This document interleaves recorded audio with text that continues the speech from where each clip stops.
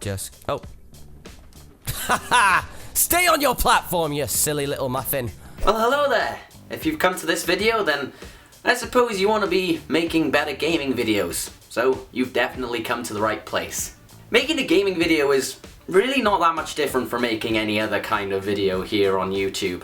It's just a matter of different equipment to buy, as well as a different kind of philosophy and mindset to get into. That sounds different altogether. It's basically projecting your passion of doing something you love doing onto the big screen for others to enjoy as well. Oh! Oh, wow! There isn't any solid right way to do your gaming videos, but there are certain things you need to watch out for in terms of retaining quality and viewer engagement. And I'm going to run through those things with you in this video, as well as the sort of equipment that you're going to need in the long run. I'm also going to do this chronologically so that you can start from square one and go all the way up to the ladder. Obviously, the software or hardware you need for recording depends entirely on what system you are recording your gameplay off. You might be recording it off a PC, you might be recording it off a PS4 or an Xbox One or any past console like that. So you need the hardware or software to match that. For PC, you'll be needing something along the lines of, and this is one that people know as of late, is Open Broadcaster software. It's something that can record great quality. It can have compressed quality, which is good, so you don't have to take too much space up on your computer. You don't have to spend out any money for it. It's all in your hands. But if you want plenty of different codecs to choose from, then Bandicam would be another alternative if you do want to pay some money towards this project that you're working on. OBS allows you to monitor a few of your settings, such as video, audio, bitrate, all that kind of stuff, which is usually meant for streaming, as this software was primarily built on that, and we'll cover that aspect of recording gameplay in a different video, as well as covering what different things like bitrate and compression mean in another video, which isn't just related to gaming as part of this media package. And Bandicam is just something that is completely reliable. There has hardly been a time when it's worked out badly for me, and whenever it has worked out badly for me, then it tries its best to fix any problems, any corrupt files or anything like that, which, like I said, hardly happens.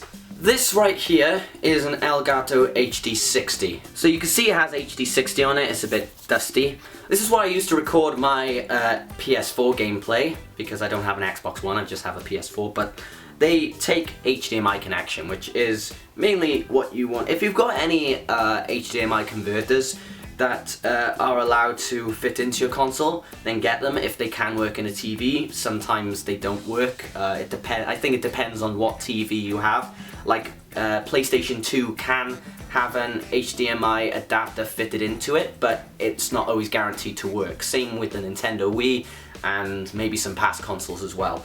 But if any console doesn't have an HDMI connection like this one, or this one, the same, that's also the thing that goes into the USB in your computer, as it does connect up to your computer, then you want the other Elgato capture card, which has more than just a digital connection. It has a analog connection as well, AV inputs and stuff like that. The reason this one is preferred for just PS4 and Xbox One is because it's, as the name implies, it allows you to record in 60 frames per second, which usually is the standard of gameplay frame rate in general, and looks very, very smooth for that reason. But basically, these usually have a connection which gets placed from the console into here, another one that goes from the TV into here, and then the USB that goes into a computer. It's a pretty simple setup. It doesn't take too much space in your room, and there's minimal wiring, so that's the advantage I'd have for that. If your purpose for using a microphone is only to record gameplay, then I would only suggest using a USB microphone for that purpose. You don't need anything that needs an extra USB interface for extra power. You just need something that's good for broadcasting. Now, I use my microphone for different purposes. You might want to pick up a microphone like mine. I use the SE Electronics, which I'm actually using to record the audio of this. It does have an extra preamp to go with it. It's a tube condenser microphone, or valve condenser microphone, which basically means it requires a little extra power to actually function properly. And it has a large frequency response, so for whatever we can hear within our register of hearing, it has a large range of that. This is great for me because when I'm editing it and adding an equalizer to it, I can modify the sound to however I want, and it doesn't mess it up too much. I used to use this, which is the Samson CO1U, which I can't untangle these headphones, sorry. It's a very affordable microphone.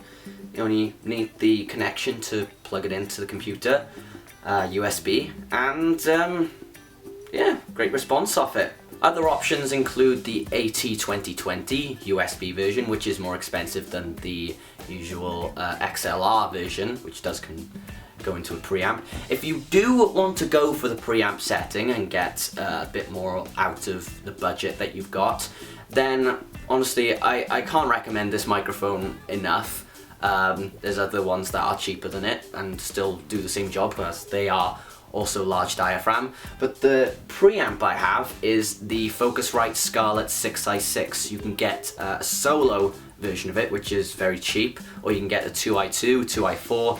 Have a look at what they have, how many connections they have. I use mine for a studio monitor that you can see back there. There's another one off camera, so have a look at those. For the purpose of just recording commentary, any headphones will work. I mean, you can go for a little extra. I like to go for, these are headphones I use, the AKG K550s. They're closed back reference headphones, so that you know, no sound leaks out of them. Obviously when you're recording your audio, you do want to have enhancements put on it through post-production. One of the most important things I would say is to condense your audio. This makes it sound a lot more wider and thick. If you have something like Adobe Audition or even something free like Audacity, then there's plenty of options to go for. I'll explain on the website what each setting means, so you can read up on those. I primarily use Mixcraft because it's very user-friendly, it has 1,000 different plugins, and for what it does, it's relatively cheap, about £100. For your commentary, I mean, like I said, I don't want to dictate what your commentary should be. That's not my job. My job is to advise you on how you may want to be in your commentary. So, with that said, I would say try to be a bit more relaxed, don't be too tense. Otherwise, it will limit you on what you want to say, on your vocabulary, your quick thinking, anything like that. And it will limit your quick-wittedness in terms of if something happens on the screen and you want to laugh about it, you don't want to just have a little chuckle. I don't know. It's up to you. If you want to do that, if you want to be very shy or whatever, and that works for you, go ahead.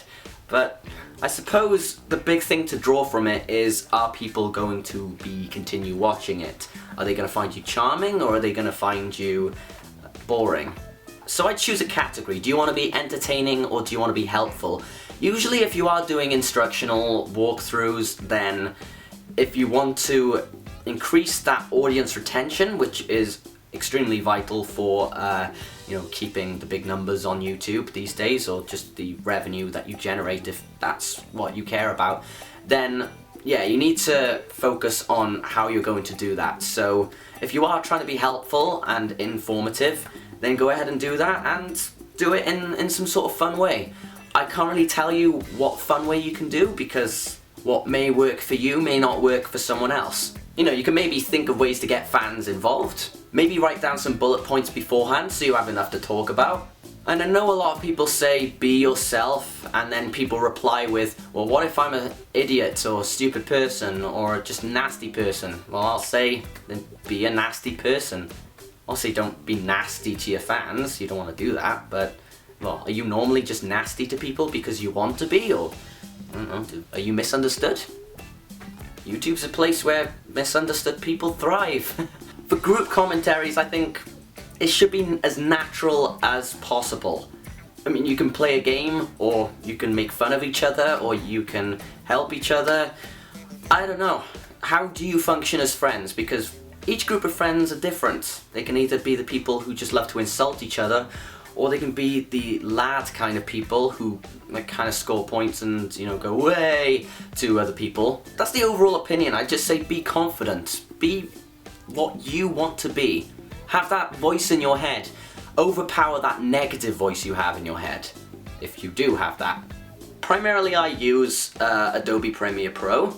That's the CC version, the Creative Cloud, which you can get at reduced prices. If you're a student, you can get the entire bundle for £15 a month, or for the entire one, I think it's like £45 a month. Avid Media Composer is another one. I haven't used that one. There's also Final Cut Pro. I used to use Sony Vegas, but I found Premiere Pro a little more robust. If you want to just make your gaming stuff entertaining, then chop it down so you have enough of the entertaining stuff to go. Don't over-edit it, but you can even keep your editing open for the sake of helping people, because obviously if you're trying to show someone how to get from point A to point B, but you cut out A/B, you're not going to be helping people that much. Just make the most out of whatever game you play. Educate them, or entertain them, or both. There's nothing wrong with both. For exporting and uploading a video, YouTube does have a guide on what encoding options you should have, so I would definitely follow those. There's no harm in rendering your video to get the best possible quality you can get, depending on also how strong your computer is, which I should go with saying now that you do need some sort of effective computer for carrying out all this stuff. I'd say at least a Core i7 processor if you're not recording PC gaming. So yeah, I've got a guide on a lot of stuff you can get to help you with your gaming, so please take a look at that before asking me any questions about this. So go ahead and take a look. People have asked me in the past, where do I share my content? Well, there's plenty of social media sites, Facebook, Twitter. You're not going to get insane coverage in like a matter of a week or a month, not even a year sometimes. I hate to say it, but it is highly a matter of luck. There are ways you can increase your luck. You just got to find ways to improve your search engine optimization, or SEO, as you've heard it being said. Basically improving your tags, getting better titles for your videos, updating your descriptions, all that good stuff. There's a Let's Play subreddit to ask questions on. Please read the rules before joining any of these forums, like the Something Awful forums or any other forums. Post all the links in the description. So that's the Let's Play side of things. How do you make a more impactful gaming video, like a review, an editorial, anything like that, a top 10? Scared not knowing what's on the other side of the wall? Down the stairs? Or on the other end of the corridor? Well, I have been doing this for about 4, maybe 5 years now, and I've always been updating my stuff to, you know, make it better in more ways than one, with editing, with the way I present myself, how I script my stuff. It's kind of like English mixed with media production to do stuff like that. You should take plenty of time in revising your script for your video. If you want to do a lot more dynamic scenes and shooting in your video, then storyboards are good for that. You need to make sure to have a rundown, be committed to it, have a checklist, like the sticky note thing I have on my computer, and then play around a little bit in the editing software. I'll show you in a different video how I have set up my videos to look the way they are, so you can get a lot more knowledge from how I do things in the editing suite. So coming next will be a video showing the behind the scenes of recording a Let's Play, and also how I make other stuff like top 10s. So thank you for watching. This has been Kieran, broadcasting from Roll Cut Media. Until next time, lights out.